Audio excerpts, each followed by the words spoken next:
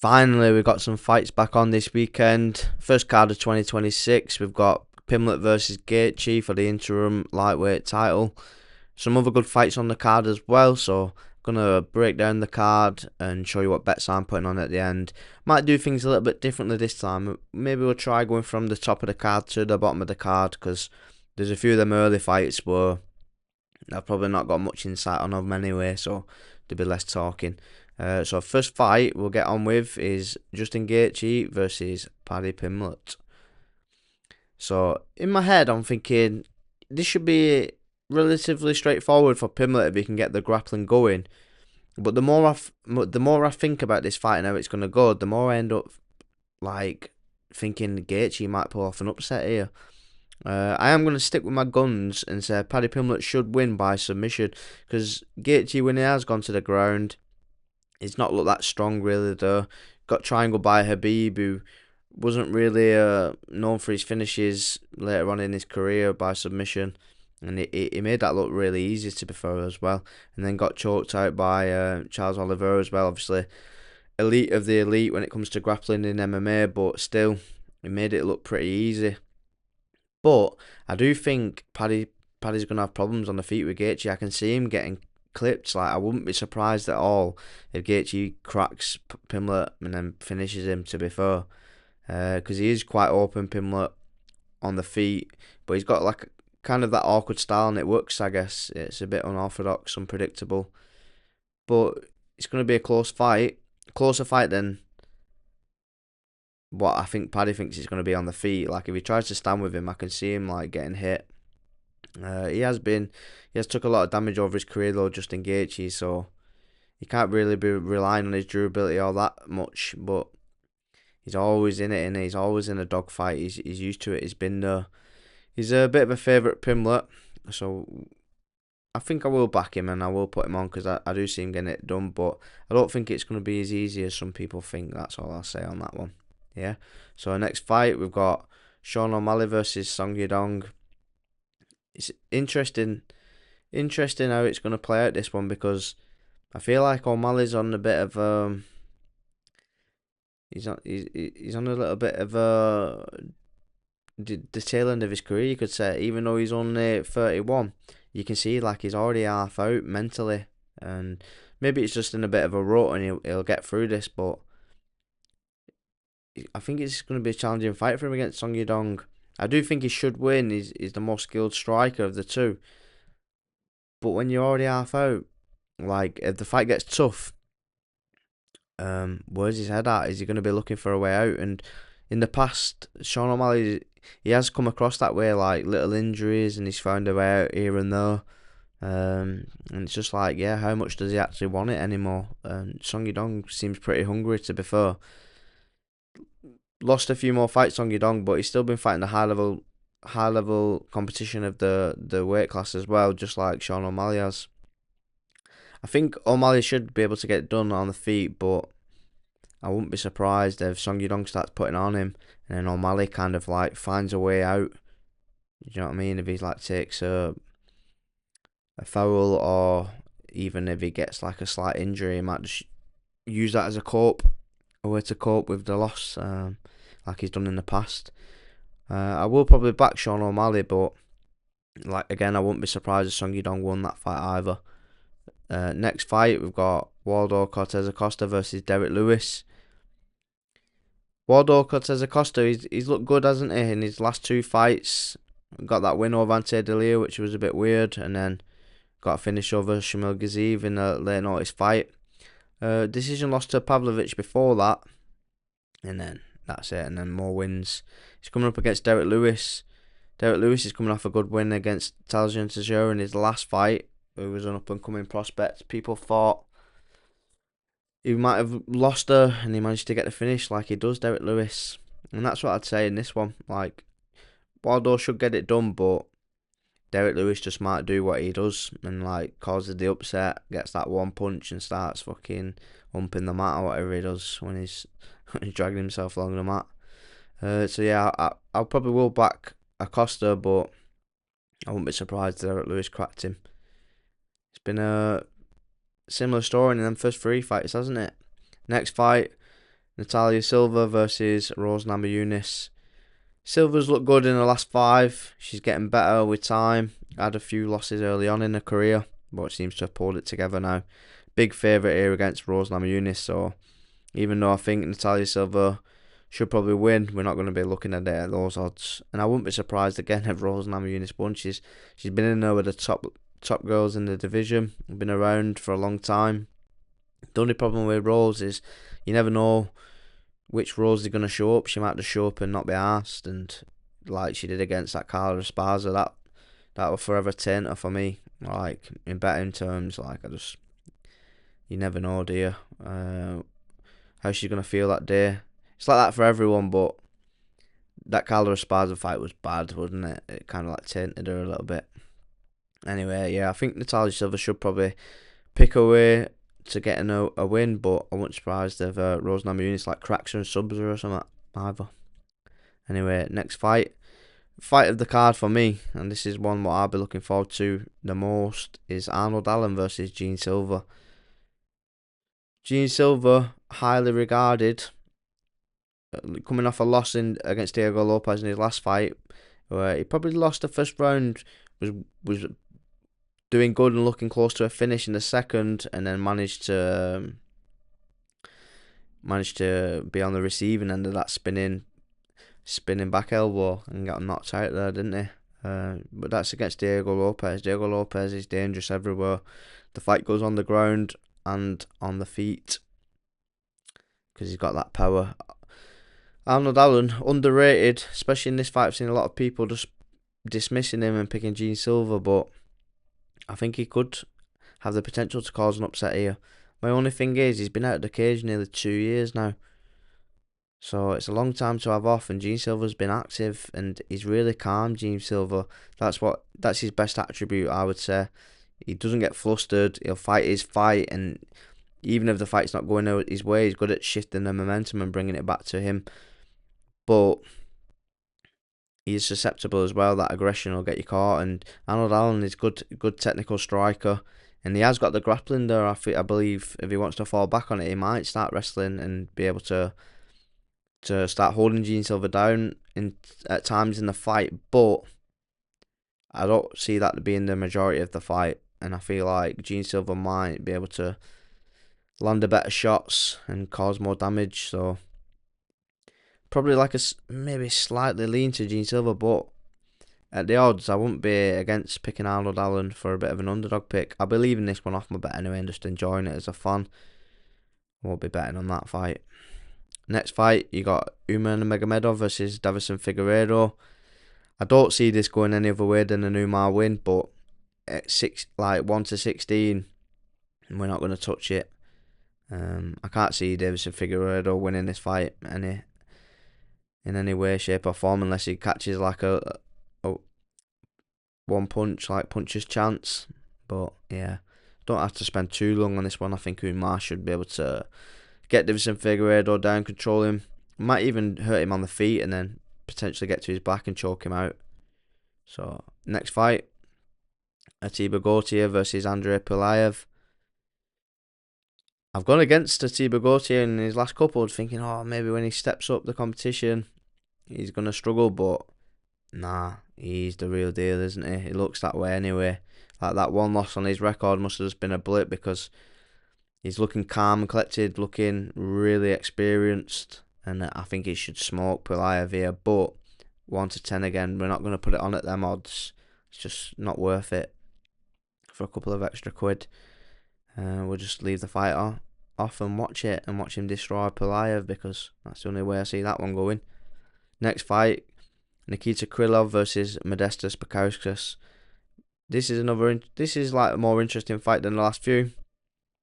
Krylov, he's on a 2-fight skid. Got knocked out in both of those fights against Dominic Reyes and then Bogdan Guskov. Yeah, not a good look. He's been around a long time. I can't believe he's only 33. Krylov seems like he should be a lot older. He's been around for years and years, hasn't he? 2 stints in the UFC. But he's been on a bit of a skid, and he's coming up against Modestas Bukauskas. He's had 2 runs in the UFC as well, and he's doing a lot better this second time around. I think he's maturing now and he's improving.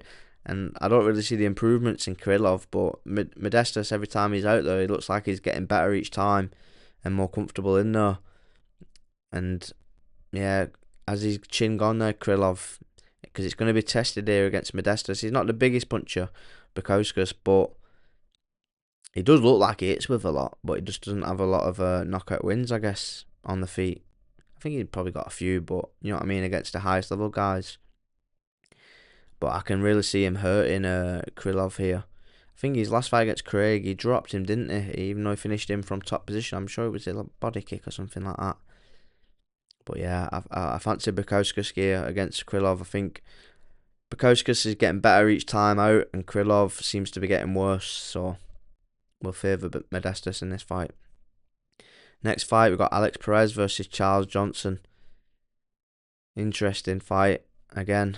We've got Charles Johnson, who's been on a really good run. Took that loss to Ramazan Temirov, but on each side of that, he got that nasty KO against Lonnie Kavanagh last time.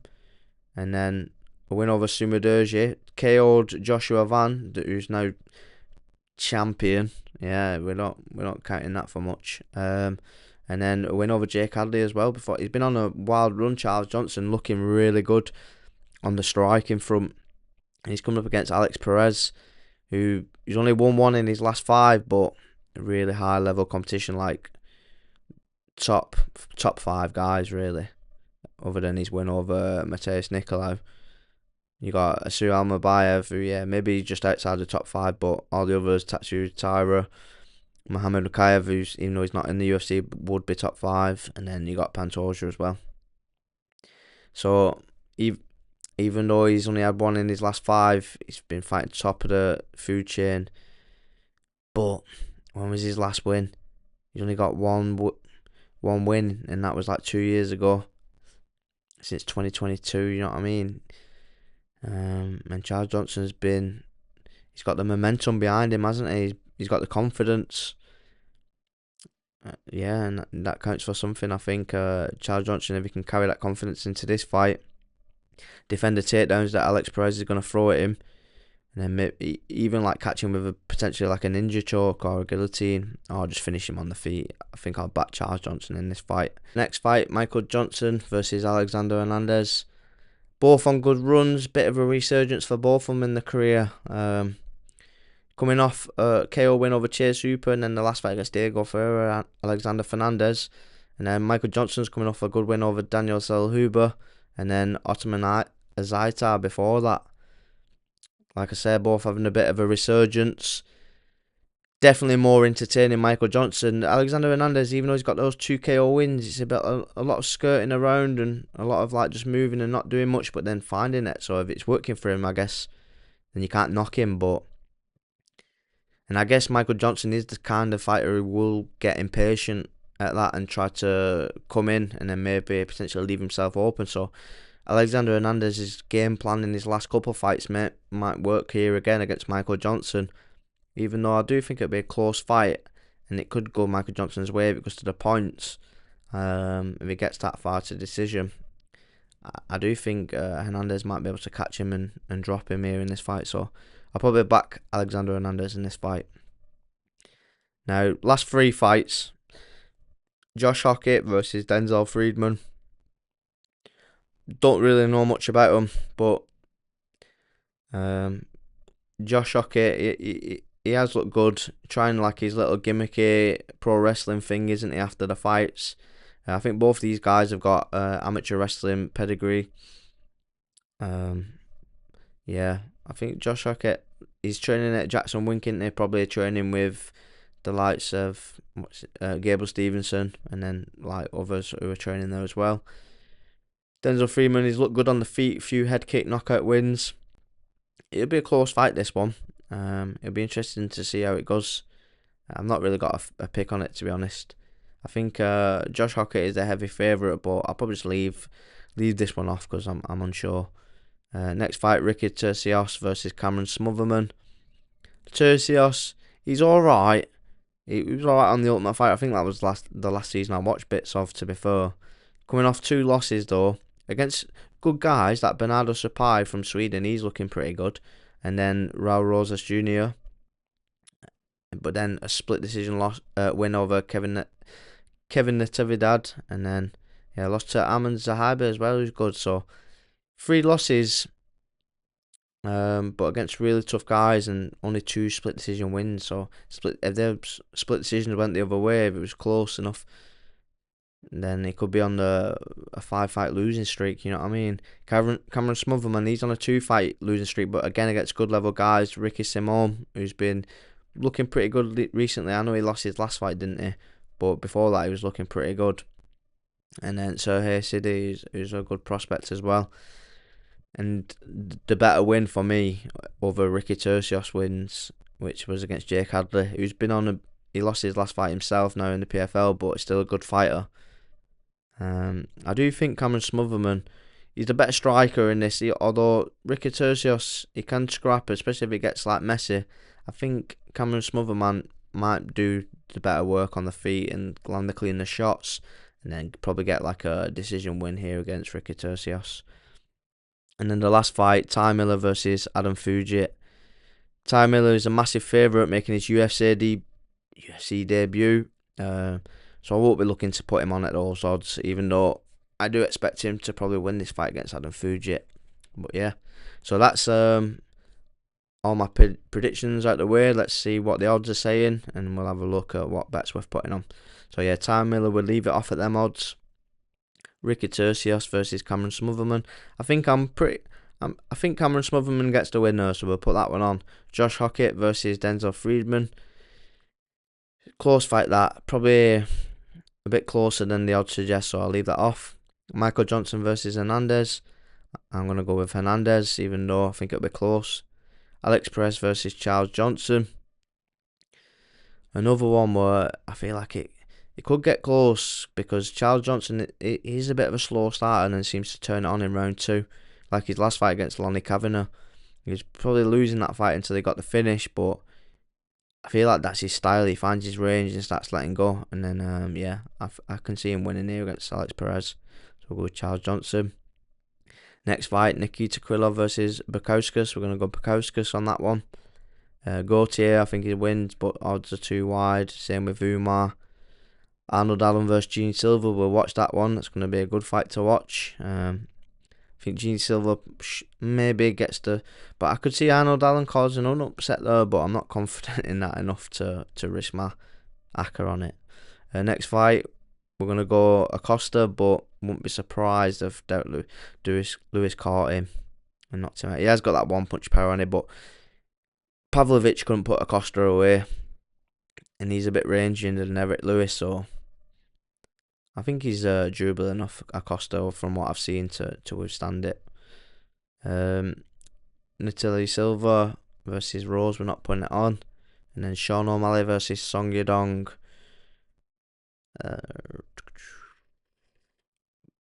We'll put O'Malley on, but I'm not sure in that one. And then Paddy Pimblett versus Gaethje, we're going to go Pimblett. Let's see what it is without that. 100. So that's like 10-1. Nah, we'll put O'Malley on, because if he shows up, then I think he gets the win. It's just, I don't like what I've seen of him on his podcast. It seems like there's becoming a bit of a tension and a bit of a rift between him and Tim Welch as well. I don't know. It's not the same as it used to be anyway. That's what I will say. Like, yeah. But I'll put him on, and then Paddy Pimblett. You could take Sean O'Malley off, though, and just go for the 10-1 odds. Or we'll put him on, and then it's like 16-1 odds. So a tenner on that. If you put him on, we'll get you 180 back pretty much. So it's nearly 17-1. And then if you take him off, you get, should be like 120 back, because it's nearly 11-1. Yeah. So there are my picks anyway. First card of the year. Let's hope we can get a win. And yeah, good luck. Post, comment, whatever. Like, subscribe, and I'll see you next time.